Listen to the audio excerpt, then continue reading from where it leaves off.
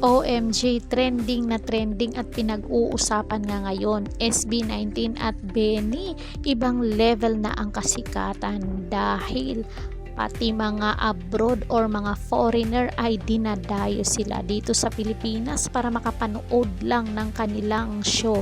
So ibang level na talaga, pang international na ang kanilang kanta dahil umaabot na ito sa ibang bansa.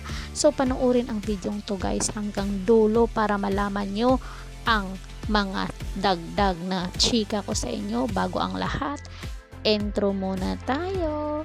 Let's go!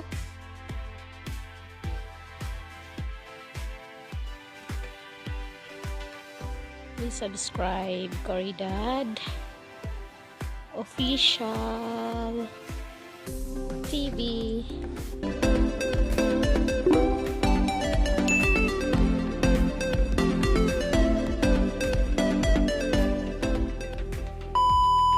So ito na nga, wag na nating patagalin. Mabuti naman at least local group naman ang kababaliwan ng mga fans kahit ng mga kabataan.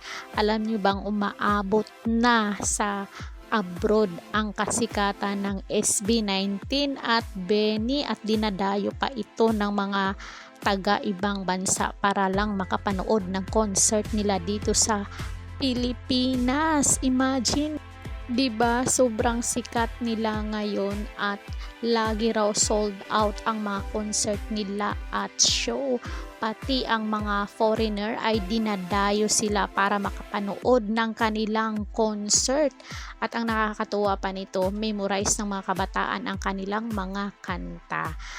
Sana ay magtuloy-tuloy na ang pagsikat para naman hindi puros Korean artist ang iniidolo ng mga Pinoy ngayon. At alam nyo ba guys, pinagkakagastusan pa ang mga concert ng mga Korean band. Siyempre babiyahe ang mga Pinoy para lang makapanood ng paborito nilang Korean pop star.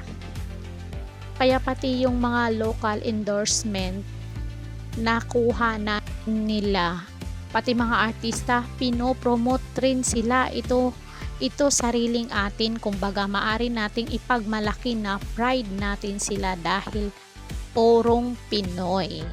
Wala namang masama na mag-idolize ng mga Korean o pop singer, pero malaking bagay na meron tayong sariling grupo na iniidolo ng buong bayan at sikat sa abroad. Kaya bongga! So kung nagustuhan nyo ang video to guys, sulat nga dyan sa baba ang inyong mga naging pahayag. Don't forget to like, share, comment, at subscribe. Ring bell on nyo ako para ma-update kayo sa ating mga latest dito sa showbiz. Ma-notify kayo. Caridad Official TV. Thank you so much.